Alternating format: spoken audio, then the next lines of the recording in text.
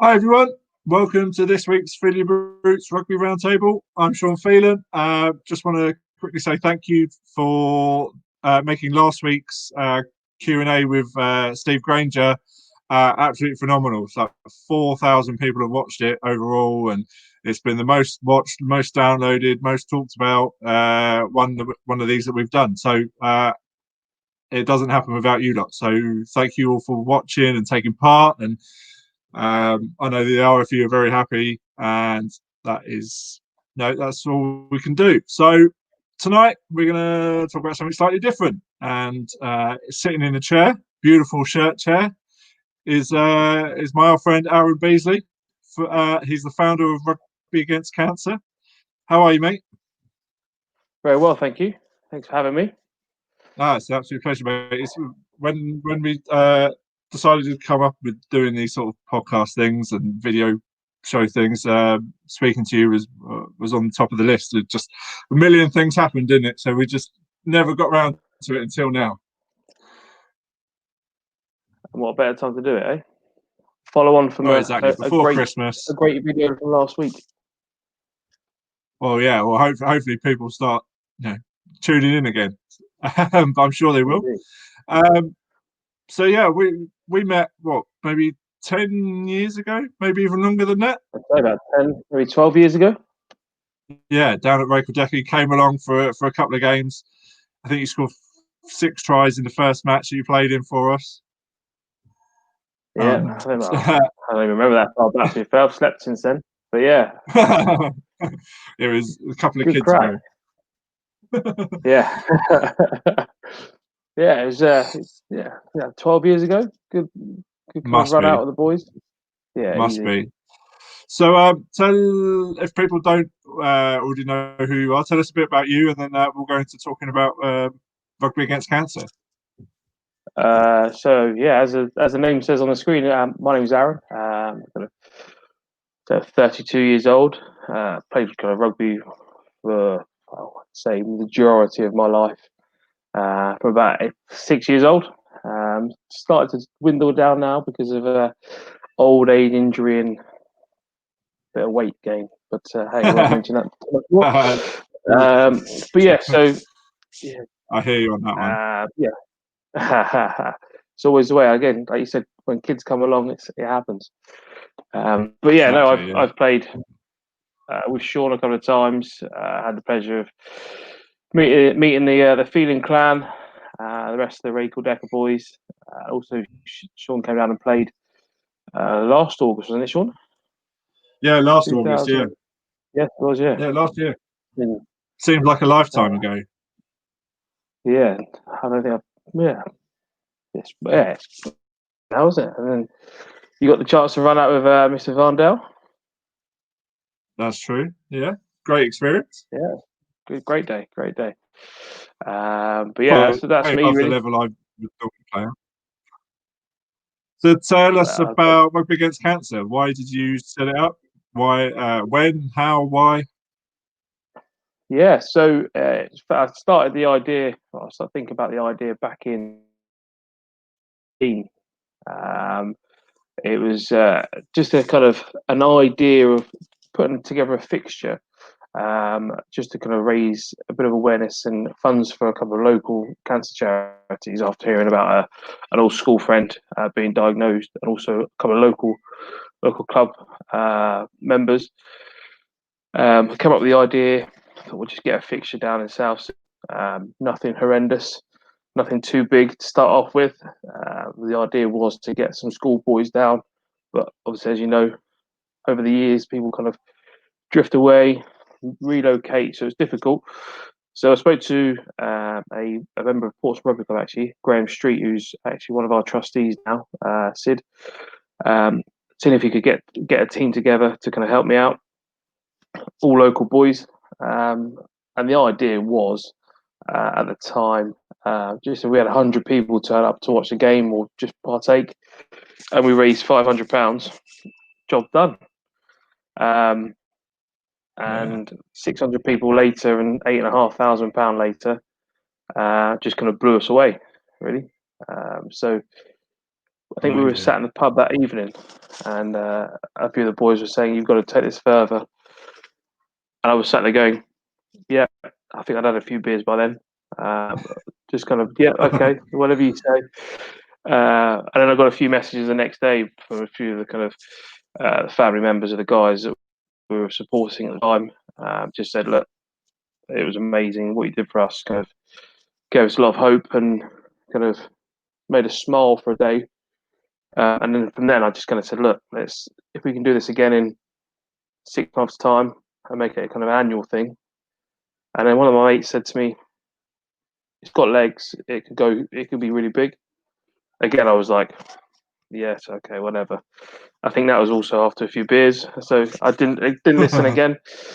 And we decided to put on another fixture, and it just kind of, I think it was Good Friday event, and it just kind of it blew up again. Like with just the numbers that people wanted to be involved in, the amount of players that just wanted to come and play, and put on the shirt to support kind of those people again that we were trying to help out. So for me, then I just kind of sat back and said, "You know what? It has got legs, and let's take it further." So 2 years, 2.5 years later, we're a fully fledged registered charity now. So how much have you raised so far from the various stuff that you've done? So just over £70,000 in 2.5 years. Wow, amazing! Yeah. Absolutely So incredible. yeah. So it wasn't just the kind of obviously the rugby fixtures. They were big, obviously a big fundraiser for us.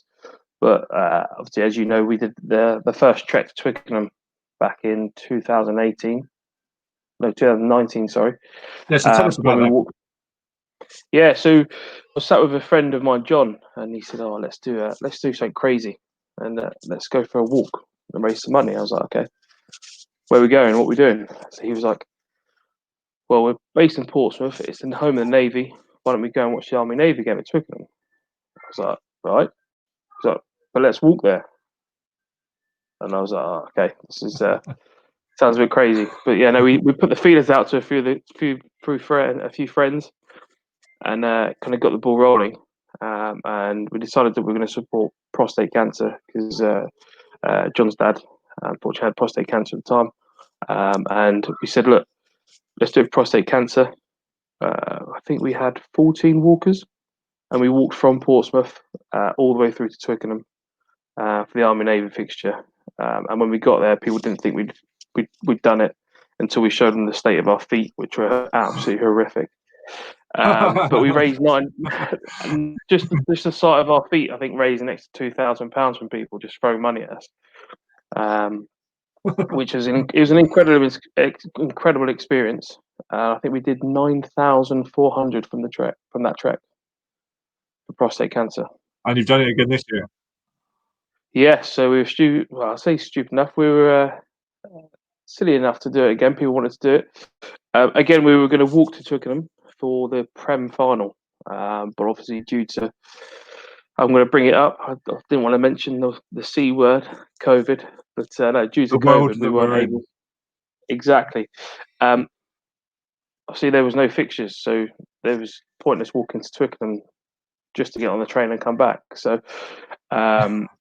we kind of had a few. I think we had 20 people signed up to do it, and then due to kind of COVID, people's thoughts changed. They couldn't make it. They couldn't do it. So when we were eventually allowed to do it outside exercise, I think it was August. We said, right, let's just do it, but let's flip it and just walk back from Twickenham to Portsmouth. Yep. Okay. So I think we end up with 14 walkers. I think like I said in the video previously on our page, that I didn't even know who was going to do the walk until the morning of the walk. People were dropping out, people were dropping in, dropping out. I was like, so yeah, we did that, and we set ourselves a target of £5,000. Obviously, due to the pandemic, I was like, we're never going to hit it. And obviously, we partnered with Breast Cancer now, to kind of raise awareness and funds for them during the pandemic. And like I said, I sat in the committee meeting. I was like, £5,000 going to be a big ask. There's no crowds. Last year we had 80,000 drunk people. This year, there's not going to be anyone.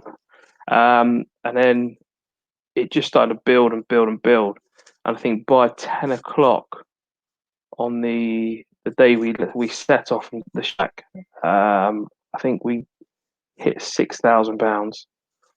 And then the grand total was £19,000, which was incredible. Wow, incredible. Yeah.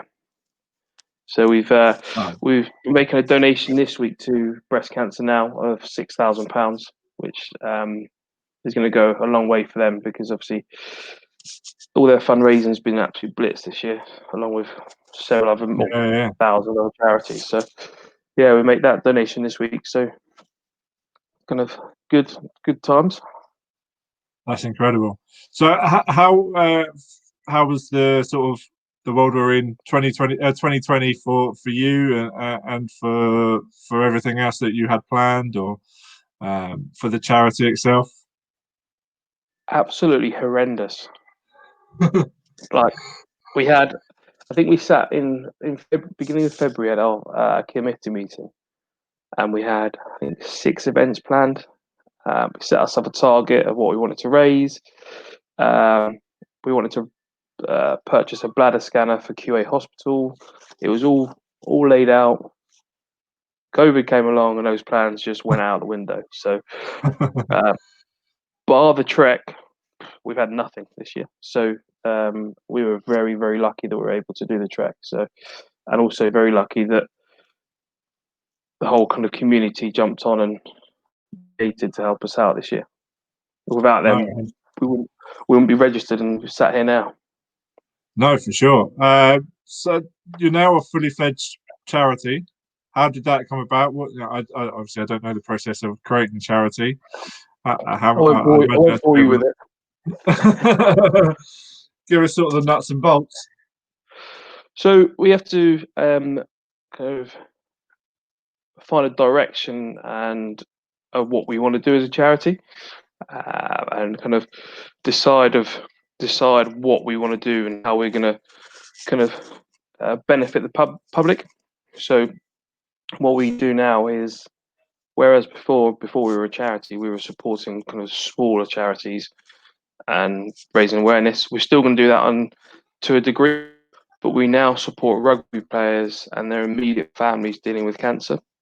So if you're a rugby player or that has cancer and going through it yourself, or if you're a rugby player and you've got immediate family going through it, we will jump on board and help with kind of respite. We'll help with kind of days out. We'll help with, I don't know, if you're dead keen on speaking to a rugby player and getting a bit of motivation or whatever you want, we'll try and help. Or even, as we've helped one of the guys already this year, if you just want a memory tree for the garden of your new house because you've lost a close family member, we're in there for that as well. So it's really just, we want to support those players to make the journey they're on a little bit more comfortable to deal with, if that makes sense. It's absolutely amazing, mate. Yeah, no, it's absolutely amazing. So 2021, what's in the diary? How can people get involved? Well, there's many things penciled in, and let's hope we can put the ink on it over the next few months. So yeah, no, we've got a big 21 planned actually. So now we're fully fledged and registered. And I'll touch on the events in a second, but what we're looking for is rugby clubs and local rugby players to be kind of club connections or kind of local ambassadors. So if you're a rugby club and you think actually we want to partner with you or we want to support what we're doing, we'd love to kind of do that and have you fundraise for us, because who knows, you might be a rugby club that needs to have us or reach out and have us help one of your guys. So we want to kind of connect with local grassroots rugby clubs and players that are going through obviously cancer or having family members, so we can help them out. So that's what we want to do, that in that side of things. But we've got 4 big events planned. So We are going to be doing our Good Friday event, which is our first one in the diary. So that's going to be obviously Good Friday at Petersfield Rugby Club, where we are going to be playing against the men. Are going to be playing against the England Fire Brigade. The women are going to play against Middlesex ladies, and then we'll have a big family fun day lunch and things like that. So if you can get along to Good Friday, that'd be brilliant. The final trek is also on the cards. It's actually not on the cards. That's penciled in as well, that's inked in. So we're going to do one final trek. So to say that we had 14 people for the last 2 treks, kind of drop in, drop out, unsure what we're going to do. We've had 60 people register and sign up, and they're fully fledged Wow. in to walk this year. So it's, again, our support team of 2 or 3 people we had for the trek last year is going to have to kind of triple and quadruple to kind of manage 60 people. So that's going to be Amazing. And probably when is our that? big. That's the 29th and 30th of May, bank holiday weekend. So we're going to be walking from Guy's Hospital in London, which is obviously the oldest rugby club in the world, all the way through to Portsmouth. So we're going to be attending, I think it's 13 grassroots rugby clubs on the way. So the route will be out soon. There'll be, as of January, I'm sure you'll see all over kind of social media with everyone that's taken part, kind of fundraising to get on board. But we're looking for people to jump on board and help with the support throughout the weekend as well, or just meet us at one of the checkpoints and kind of cheer us on and clap us and tell us it's all going to be okay. Because my God, that's exactly what we need after walking that far. And buy you a few beers. Yeah, well, not until the end, because I think we made that mistake on the first one where I think we stopped it quite early, and it affected some people worse than others, shall we say.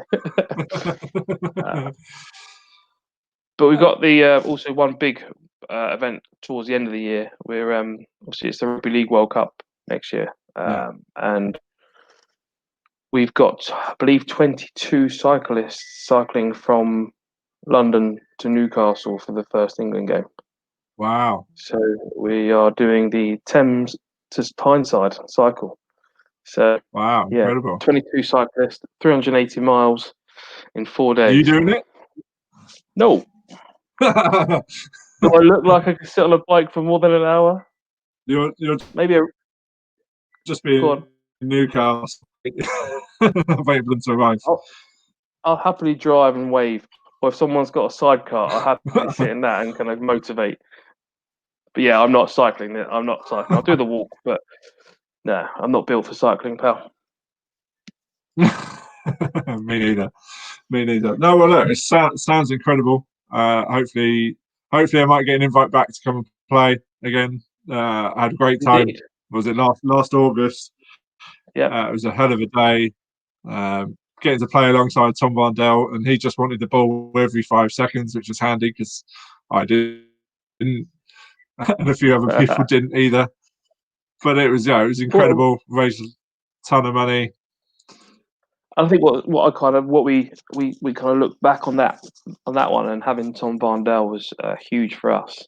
I think that kind of opened a window for other pro players to kind of look and think, actually, we want to be involved as well. To see Tom after the game, after everyone had a bar and things like that, just racing with kids up and down the pitch was just a really nice kind of touch from him. But from there, we've brought on some incredible ambassadors as well. So we've obviously got him as well. He's one of our ambassadors. Kai Griffiths, obviously Joe Batley, Worcester now. Ben Locke, who plays for Wales ladies and Gloucester Hartbury, hooker, and the ex-Ireland Simon Mason, ex-Ireland international. So Brilliant. yeah, it's kind of opened the doors for a few of them to come on board, which is brilliant. So let's quickly touch on rugby, I guess. Who you play for these days? Have you been back in training? Are you looking forward to being back in training? To be fair, I am playing. I think this is. started to dwindle out. Really, like I said, I was just picking up injuries that, like little niggles that I can't seem to shake as well as I could do when I was 20. But no, I'm playing up at Portsmouth Rugby Club. It's a fantastic setup. Like I think throughout the whole of sort of the first lockdown and the second lockdown, what we could do, we were having kind of 40, 50 boys every week, which, looking at other clubs and hearing stories from other clubs about numbers, for us it's just huge. And we had new people coming in wanting to join the club as well, which again, from stories I've heard from other clubs, it's difficult. It was a difficult time, but we seem to kind of thrive, which is fantastic. And it just got knocked on the head again, didn't it? So just as we were getting right back into the nitty gritty. But no, the boys are back there tonight. Have you got back into contract? Yeah, so the contact training side of things, I think. Oh, hello. I'll stop. No. Let's No, catch up. don't worry. I can hear you. There you go. So yeah, we've started the backup training tonight. Obviously, I can't be there because I had a better invite, and it's a bit wet out there. Oh no! I have to give the fans. Come on. But no, we've got training tonight, which is kind of integrating a bit of contact, get the boys back involved, and then Saturday we've got again Saturday session for an hour, bit of contact. See how boys' shoulders are going to fare up after the long break. And playing next weekend, or going to wait till after Christmas? No, so I'm not going to play probably until we've got every year we've had got a hangover cup on Boxing Day. So we've got that again. So it's RAC kind of unders and overs, a few ports and a bit of a run around on Boxing Day. So I'll probably pull the boots on for that. But yeah, I'll probably hang until after Christmas just to be able.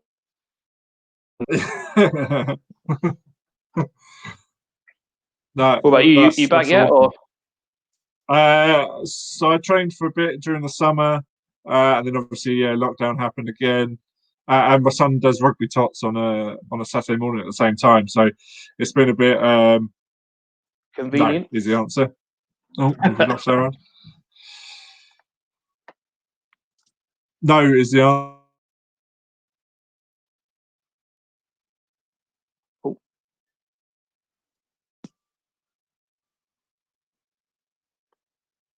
Oh no, technical issues. Is that me? Right. Can you hear me? I can hear you now, yeah. All right, yeah. Technical hitch. So yeah, no, I trained during the summer, and then my son's rugby tots changed time, so it just overlapped. But I've just got an email to say it's been cancelled this week, so I'm gonna go for a run around, see the boys. I haven't seen them for ages, so hopefully they'll be all right. See if my shoulders and stomachs and all sorts of stuff take the hits and stuff. Yeah, I think my biggest thing was my lungs. I lost them in the first 30 seconds of sprints. Again, I'm not built for sprints, so I'll play downhill for these days. Yeah, I'll just go from breakdown to breakdown, scrum to scrum. But well, not anymore. That's my rest period gone, done and dusted.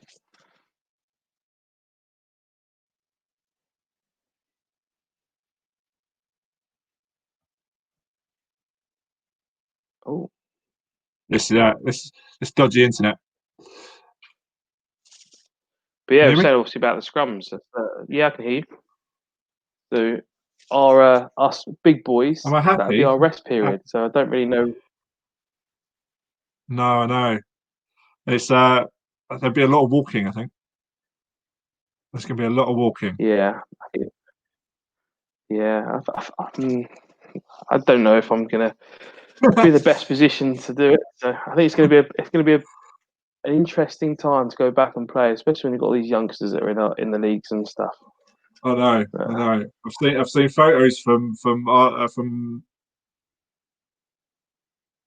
my club's training going younger, and like we're not old, like by any stretch of the imagination, but gonna feel it, I think.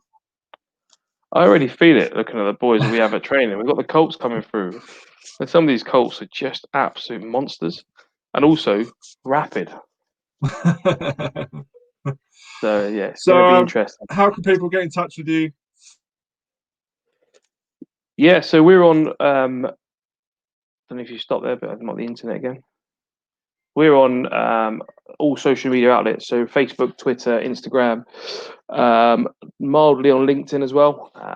Not really kind of got around to working how that really find out how that works properly. But yeah, Facebook, Instagram, Twitter, at Cancer Rugby.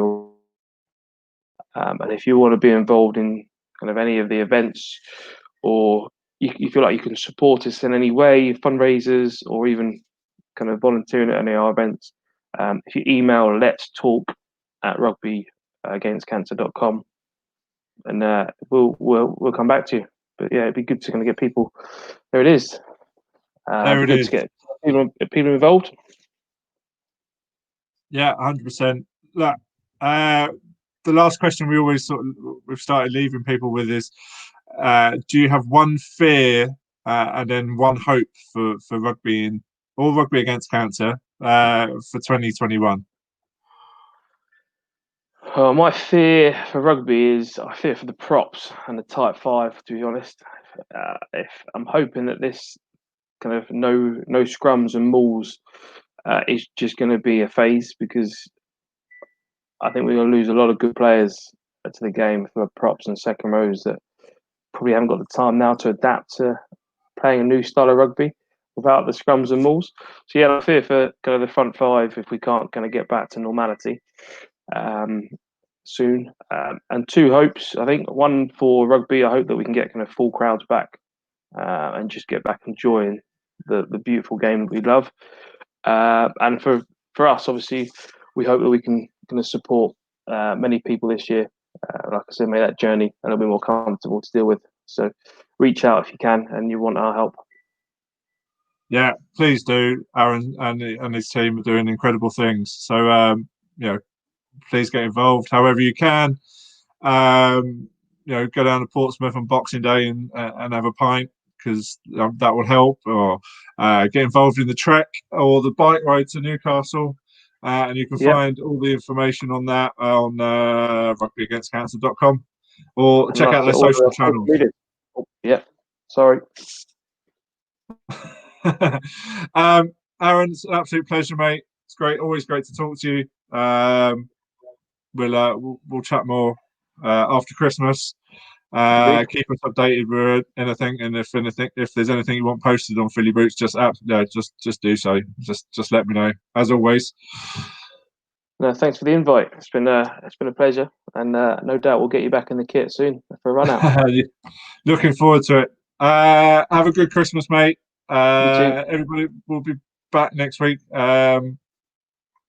We haven't planned it yet, but me and Bruce from Happiness is Egg Shaped are putting together some sort of charity spectacular thing for a couple of charities that we're both close to. So tune in for that. We've got some great guests who have again penciled in. So there'll be more information about that next week. But yes, great to see you all. If you name them now, they've got to be in it, surely.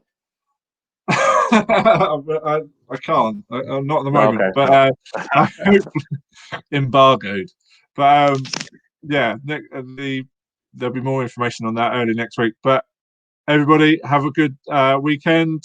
Like, subscribe, download the podcast, all that malarkey, and we'll see you again. Cheers, everyone.